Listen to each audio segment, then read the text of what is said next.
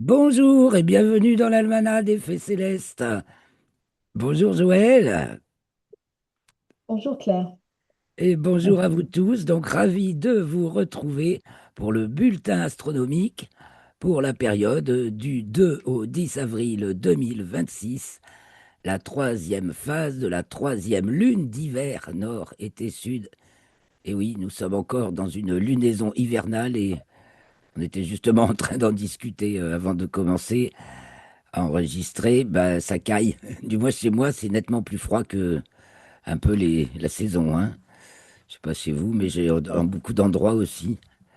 Bon, sauf derrière une serre, mais en plus il y a un vent du nord glacé. Bon, enfin bref, c'est bien, on se sent encore en lune d'hiver, bien que les jours soient longs et que l'on soit passé à l'heure d'été. D'ailleurs, ça Voilà.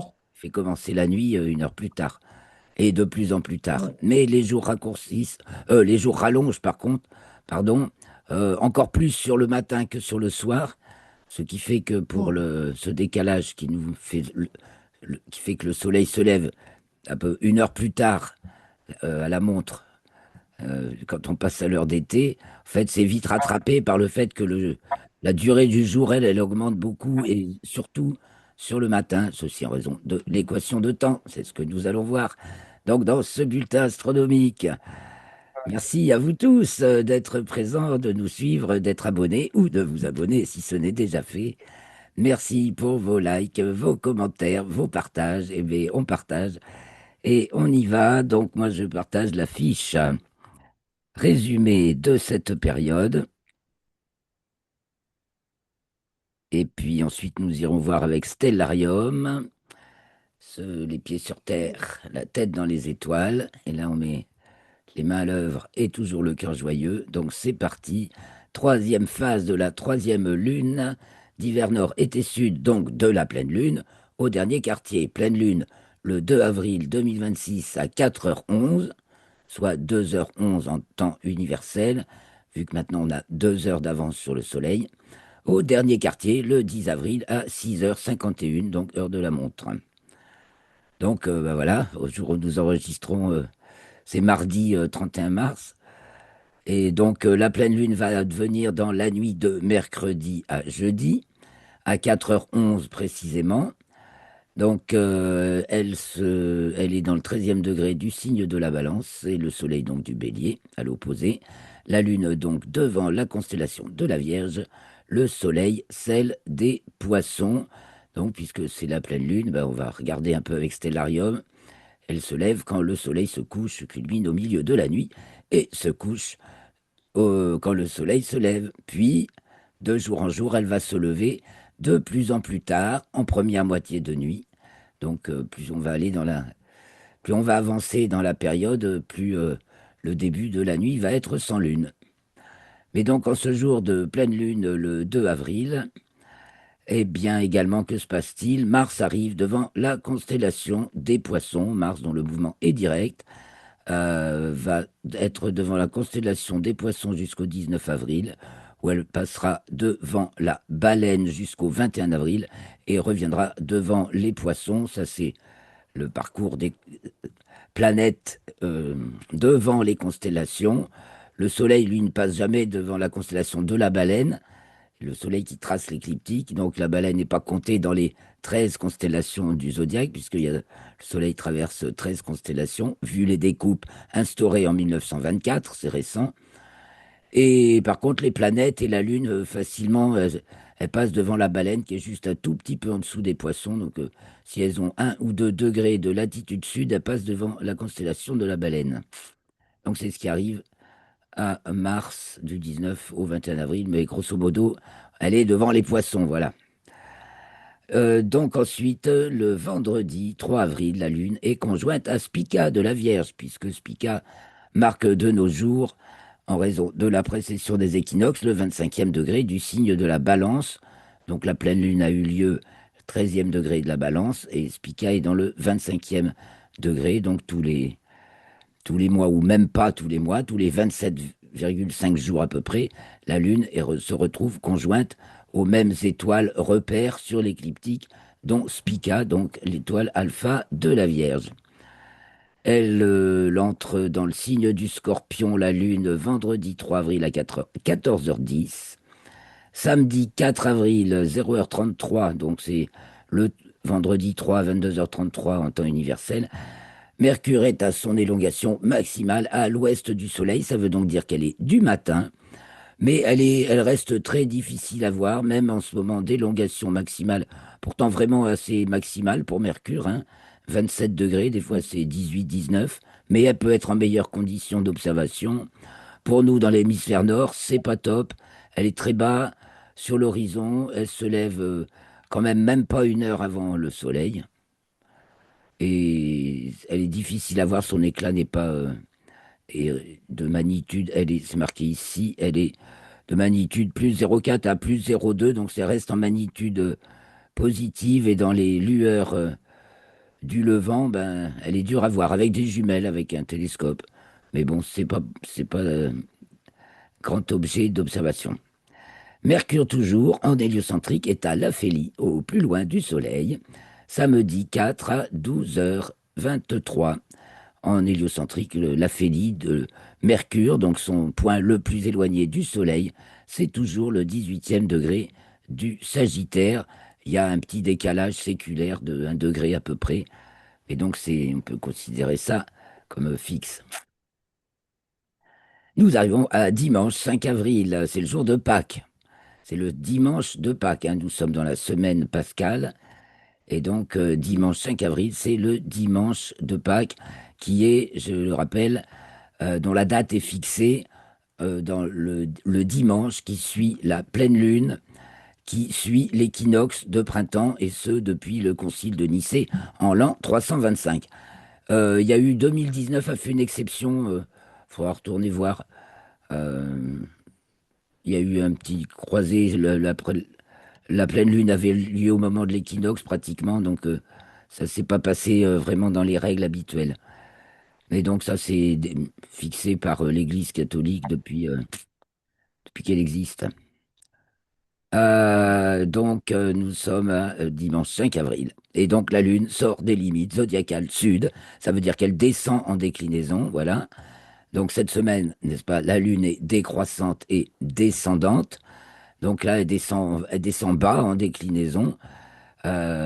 Puisqu'elle sort des limites zodiacales, donc de la déclinaison euh, maximale ou minimale, enfin maximale sud ou minimale qu'atteint le Soleil au solstice de décembre. Ben, la Lune descend encore plus bas. Et donc, il faut se trouver quand elle est à sa déclinaison minimale, il faut se trouver à 28 degrés de latitude sud sur Terre pour qu'elle passe au zénith.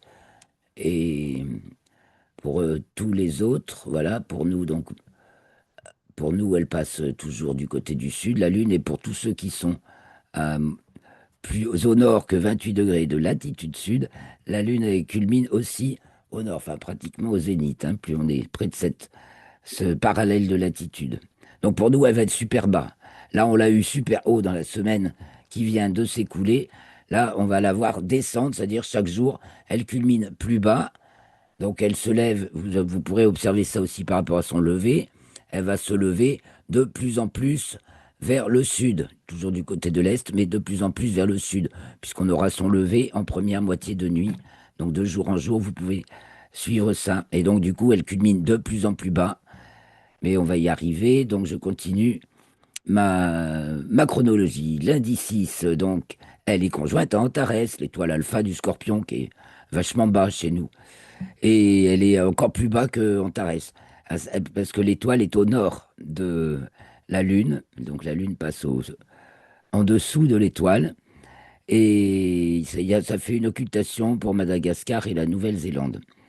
Je rappelle que la semaine dernière, il y a eu une occultation de Régulus par la Lune, et ça c'était pour nous. Je vais vous montrer une photo tout à l'heure. Donc Antares, elle, c'est l'étoile alpha du Scorpion. Mardi 7 avril, la Terre est au carré de Jupiter.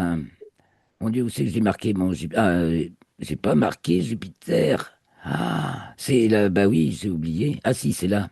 C'est lundi 6. Ah bah oui, je l'ai carrément zappé. Ah oui, alors lundi 6 à 0h21, le Soleil est au carré de Jupiter. Quadrature est de Jupiter, ça veut dire que Jupiter est visible en première moitié de nuit et se couche vers le milieu de la nuit, et que à partir de là, on va la voir de moins en moins, elle va se coucher de plus en plus tôt. Alors, je rappelle que son opposition, c'était le 10 janvier, donc là, on l'avait au maximum, comme la pleine lune, levé quand le soleil se couche, culmine au milieu de la nuit et se couche quand le soleil se lève, et qu'elle sera en conjonction au soleil le 29 juillet, donc pas de Jupiter cet été dans le ciel. C'était maintenant qu'il fallait en profiter.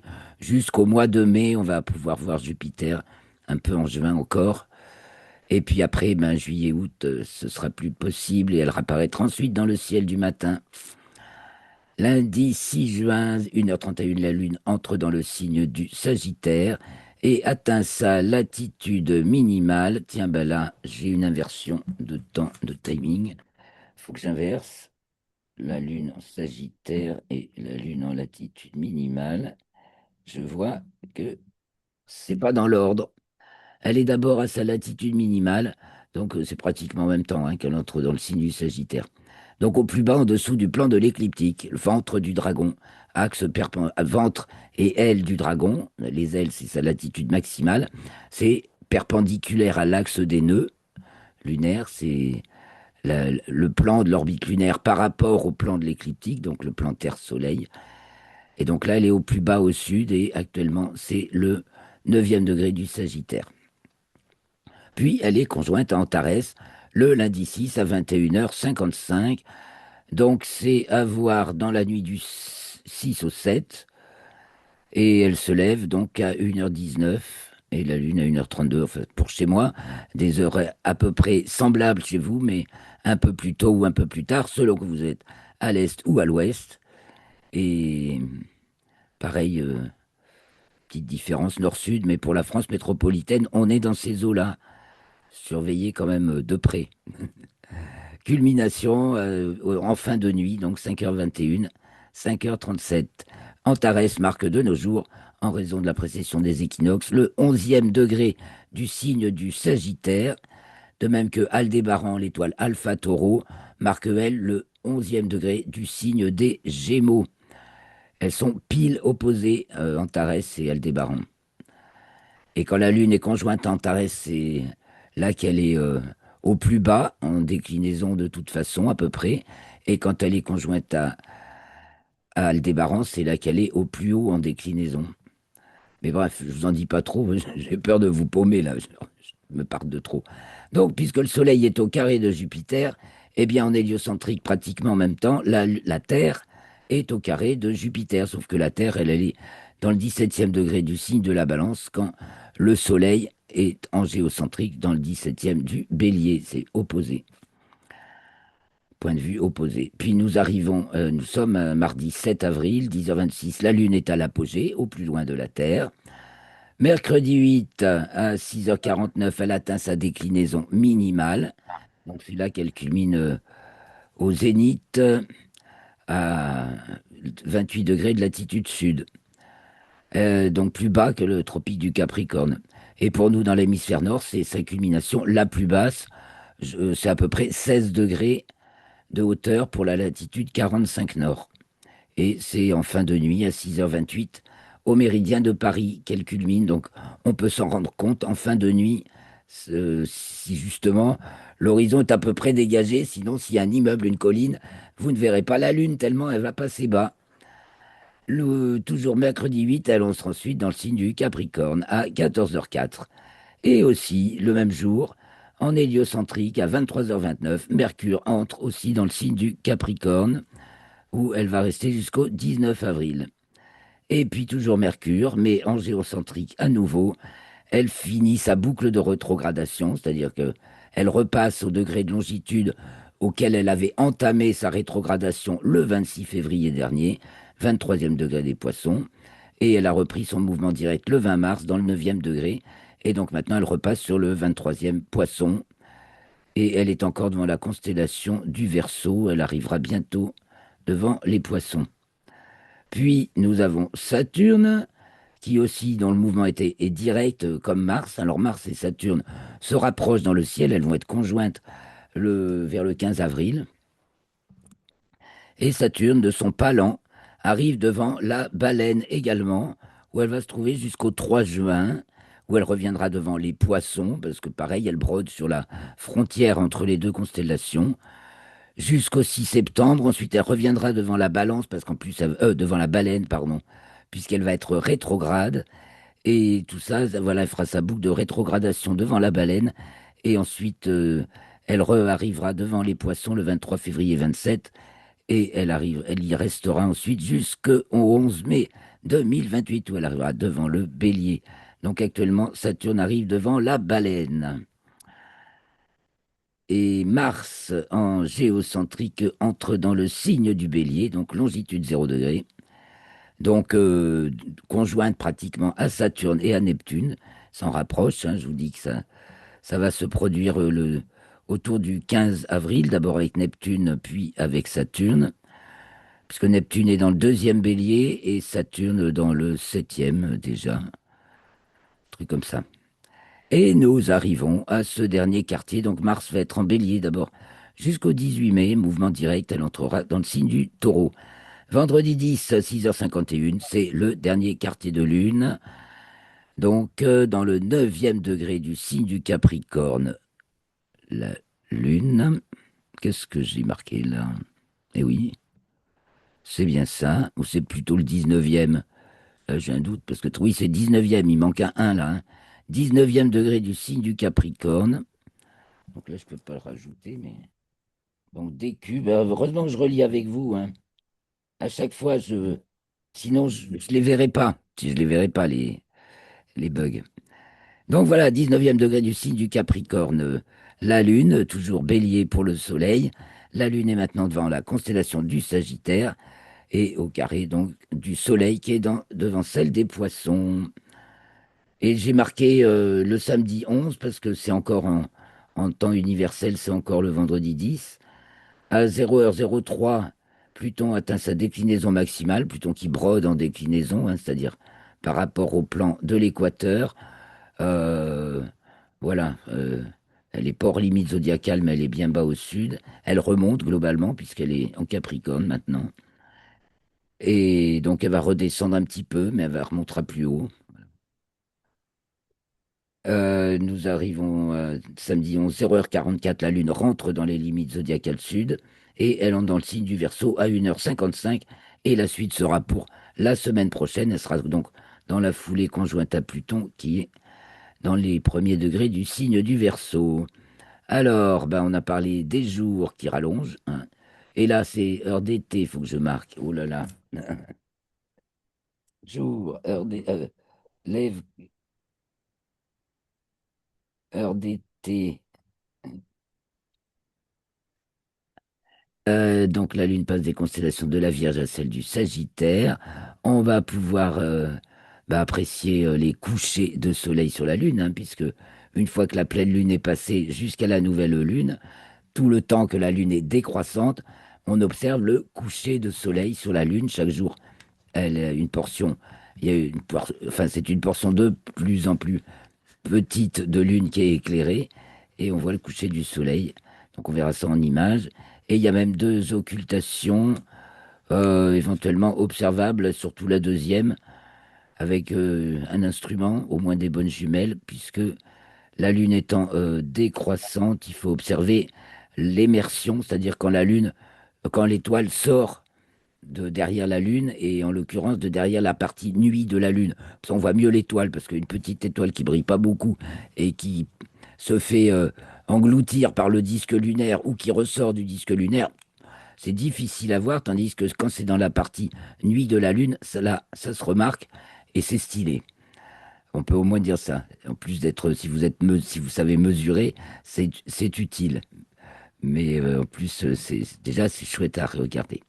Voilà, donc les planètes qu'on voit, c'est Vénus le soir. Maintenant, on la manque pas. Elle se couche de plus en plus tard quand même. Donc, pas très haute encore, mais bien brillante, bien sûr, bien présente. Uranus qui est encore visible, mais qui se couche de plus en plus tôt devant les Pléiades. Donc, il reste 1 heure ou 2 maxi pour observer Uranus en début de nuit. Jupiter qui est très très bien visible en début de nuit, qui culmine aux alentours de 20 heures et se couche aux alentours de 3h45. devant les Gémeaux donc. Et puis le matin, alors je l'ai mise en vert, mais il faut bien un instrument pour voir Mercure, qui malgré bien qu'elle soit à son élongation maximale, et donc c'est à peu près en même temps à son premier quartier, le 4 avril, reste difficile à voir. Et puis à côté, il y a Mars, Neptune et Saturne qui sont encore totalement invisibles et donc qui viennent. Saturne a été la dernière à être récemment conjointe au Soleil, Neptune juste avant et Mars c'était au mois de janvier, mais on ne les voit pas encore. Voilà, et comme petite planète opposée au Soleil, Proserpina numéro 26 cette semaine, le 5 avril. Donc avec Jupiter, vous avez encore quelques phénomènes de ces lunes à observer. Il y a un soir où elles sont toutes alignées, à un moment donné, la nuit du 4 au 5 avril. Le 4 avril vers 21 heures, elles sont pas dans l'ordre, mais elles sont alignées à l'ouest de Jupiter. Une, deux, trois, quatre, comme ça. Autre petite nouvelle. Donc le 2 avril, jour de la pleine lune, c'est le jour de la Pâque israélite. Le 4 avril, c'est le 15 Nissan de l'an. Le Nissan, c'est le nom du mois de l'an 5786 dans le calendrier juif. Ça remonte. Ensuite, le 4 avril, 6h05, c'est le jour où un des 2 jours de l'année où la distance Terre-Soleil est moyenne, exacte à une unité astronomique exactement, puisque depuis le mois de 4 janvier, la Terre était au périhélie, donc au plus près du Soleil, et aux alentours du 4 juillet, elle va être à l'aphélie, au plus loin du Soleil. Donc, en ce moment, la distance Terre-Soleil augmente, et le 4 avril, elle est pile à la moyenne et donc ce qui vaut une unité astronomique exactement. C'est un petit peu moins de 150 millions de kilomètres. Un petit peu, 149 millions et des 800 et des poussières. Ensuite, si vous avez un très très bon ciel, vous pouvez regarder, vous pouvez choper, apprécier, détecter, un peu en photo, c'est plus facile, la lumière zodiacale du 4 au 18 avril en début de nuit, qui se trouve devant la Voie lactée, Jupiter, et qui pointe vers le Cancer. Donc, dimanche 5 avril, c'est le jour de Pâques, et grosso modo, toute la semaine, la constellation des chiens de chasse passe au méridien à la minuit, très très haut dans le ciel, pratiquement au zénith. Alors, on va aller voir Stellarium et voir, ben voilà, qu'est-ce qu'on voit cette semaine. Donc là, nous sommes le 1er avril au soir, parce que c'est la nuit de la pleine lune, donc on va d'abord regarder la pleine lune. Donc on voit que Vénus est déjà présente dans le ciel dès que le soleil se couche. Donc le soleil, je l'avais là, il se couche chaque jour un peu plus près du nord, un peu plus à droite par rapport à l'ouest. Il se couche de plus en plus tard et le 1er avril, donc pour la nuit de la pleine lune, à l'opposé, on va voir la lune se lever, tout juste, la voilà. Donc le soleil était ouest, nord-ouest, la lune est est-sud-est. Pile à l'opposé, à peu près, pile à peu près. Et donc la voilà, notre lune, c'est là qu'elle va être pleine dans le courant de cette nuit. Ah, j'ai téléchargé cette version de Stellarium est une nouvelle version que je viens de télécharger et on a le plaisir d'avoir la correction par rapport à la constellation de Pégase qui s'appelait le Pan dans la précédente version, c'était pas très heureux. Donc là, ça y est, c'est rétabli. Tiens, ben, je vais afficher mes constellations. La Lune est donc devant la Vierge en cette nuit du 1er au 2 avril. Elle est toute ronde. C'est un peu avant la pleine lune encore. Donc le soleil finit de se lever de ce côté. Et dès que la pleine lune est passée, il commence à se coucher de ce côté. Donc on va la suivre et on va guetter son passage au méridien à 1h04 du matin. Donc là, elle s'élève. Il est 23h, 0h, 1h, 1h16, 1h46, voilà. Donc elle culmine. Je ne sais pas afficher sa hauteur, c'est devant la Vierge, c'est une quarantaine de degrés de hauteur. Voilà, 37. Et puis, elle va se coucher, donc, en fin de nuit. Elle se couche à 7h22. Voilà, quand elle se couche, le soleil se lève. Elle se couche un tout petit peu après, je pense, le lever du soleil, à l'opposé, bien sûr. Où es-tu, soleil? Et on va guetter la suite de la nuit. Tchoup, tchoup, tchoup. Voilà, donc le 2 avril, au matin, le soleil se lève, voyez. Est, nord-est, chaque jour un peu plus près du nord. Il est donc devant la constellation des Poissons.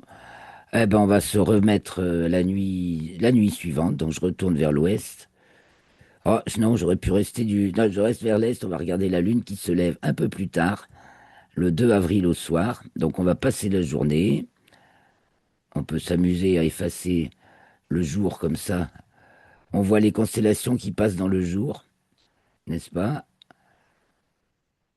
C'est un côté rigolo. 14h, 15h, 16h, 46, 17h, 46, 18h, 46. Donc, je remets le jour, hein. 19h46, alors je vais aller jusqu'à 20h.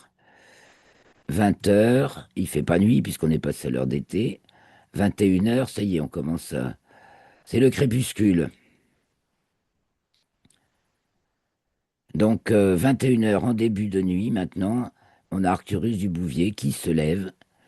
On a le lion qui est bien haut du côté, qui s'élève encore, côté au sud-est. Vers le sud, culmine en début de nuit, Procyon du petit chien. Le cancer, les gémeaux, voilà, Pollux. Et Castor, donc avec Jupiter, très haut en début de nuit, pratiquement au sud, mais déjà basculé du côté ouest. Et on a Sirius qui est visible, Orion, voilà. Mais c'est de plus en plus court. Et donc, une heure plus tard, 22 heures, vous voyez, il fait nuit, ça y est. Et donc, on a tout le ciel d'hiver qui se couche. Donc, avec Jupiter ici, on a encore pour jusqu'à 3 heures du matin avec Jupiter. Mais on a ici Sirius qui se couche, donc Orion, Procyon, et puis les Gémeaux qui suivent de plus loin. À l'ouest, on a Aldébaran du Taureau et on a les Pléiades avec Uranus. C'est le moment de choper Uranus qui va très vite se coucher. Donc on peut encore observer Uranus, bon, s'il n'y a pas la Lune. Donc attendez quelques jours après la pleine Lune, vous aurez un ciel moins lumineux. Et donc prenez vos jumelles, repérez les Pléiades et vous descendez. Et Uranus est marrante à observer parce que elle se déplace par rapport à ces deux étoiles qui sont de magnitude semblable. Et donc Uranus avance maintenant, elle a repris son mouvement direct. Et de jour en jour, mais bon, il faut un instrument. Elle s'éloigne maintenant. Bon, on l'a vu faire tout un balai, donc, avec ces deux étoiles. Je reviens au 2 avril. Donc, je rediminue. Avant 22 heures, il faut qu'on voit Vénus. Donc, je reviens à 21 heures. Voilà. Donc, dans un ciel encore clair, mais d'un éclat immanquable, nous avons Vénus à l'ouest en tout début de nuit. Mais on peut pas la louper quand même. Et donc, ici, le bélier, ici, la baleine, elle est entre eux. Elle est devant le bélier. Donc, la nuit avance, Vénus se couche. On peut voir Uranus et on peut voir Vénus comme et Jupiter, pardon, comme planète haut dans le ciel ici. Donc on va se tourner, on va guetter la Lune, enfin on va aussi regarder.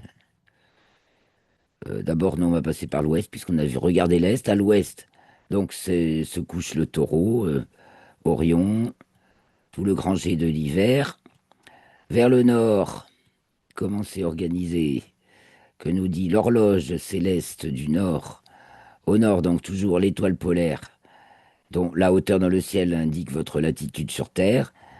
Donc elle ne change pas de place dans le ciel, c'est la seule, et le reste tourne autour. Ok, attendez, j'essaie de déplacer ça pour que j'ai la place de vous montrer. Donc tout en haut, je fais affichage, j'ai plus de grille zodiacale là. Au sommet du ciel, tiens, pourquoi il me... Ah, voilà. Au zénith, le lynx, et on va voir tout à l'heure passer les chiens de chasse. Donc on va regarder, on va continuer la nuit du côté du nord. Donc en début de nuit, c'est fait tout en bas. Le dragon et la petite ours sont vers l'est à 3 heures. Et puis la grande ours arrive tout en haut tandis que le lynx passe au zénith. Et puis là, les heures passent, 23 heures, 0 heure, 1 heure, et donc pratiquement 2 heures, c'est l'heure du nuit vraie maintenant. C'est 1h54, 1h52 au méridien de Paris. Et donc la grande ours a basculé du côté de l'ouest, voilà, et Cassiopée est tout en bas. Et le dragon et la petite ours commencent à remonter. Jupiter va se coucher en milieu de nuit hein, avec les Gémeaux. Et du côté de l'Est, eh bien, s'élève le Vega de la Lyre, Deneb du Cygne, au nord-est carrément. Et on va voir apparaître tout à l'heure Altaïr de l'Aigle. On a Arcturus du Bouvier qui est au sud-est. On a Antares du Scorpion qui se lève. Donc on va regarder la Lune. On va aller jusqu'au jour. Ben là, ce jour-là, c'est le 3, la nuit du 2 au 3 avril. La Lune est conjointe à Spica, comme vous pouvez le voir ici. Donc c'est en début de nuit. Là, il est 2 heures du matin. Ça, elle passe au sud, donc elle culmine à 2 heures du matin, le 3 avril, Lune et Spica de la Vierge. Diminue un petit peu. Et puis, pas le lendemain, pas le 4, ni le 5. On est dans la nuit, hein, nuit du 4 au 5, nuit du 5 au 6. Et tout se passe en fin de nuit, puisque la Lune se lève de plus en plus tard. Et nuit du... Hop, là, c'est voilà, la nuit du 6 au 7. La Lune est conjointe à Antares du Scorpion.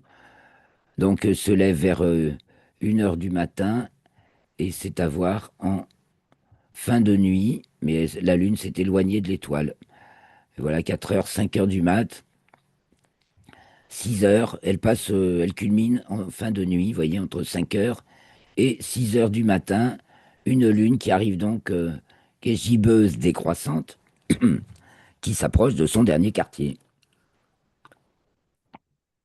Donc il va pas me rester beaucoup de temps pour vous montrer des images. Alors je saute sur les images parce que je pense que j'ai fait à peu près le tour. On est pratiquement au dernier quartier. Que fait la Lune?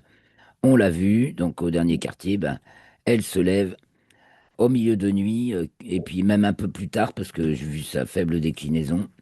Culmine au début quand le soleil se lève et se couche aux alentours de midi.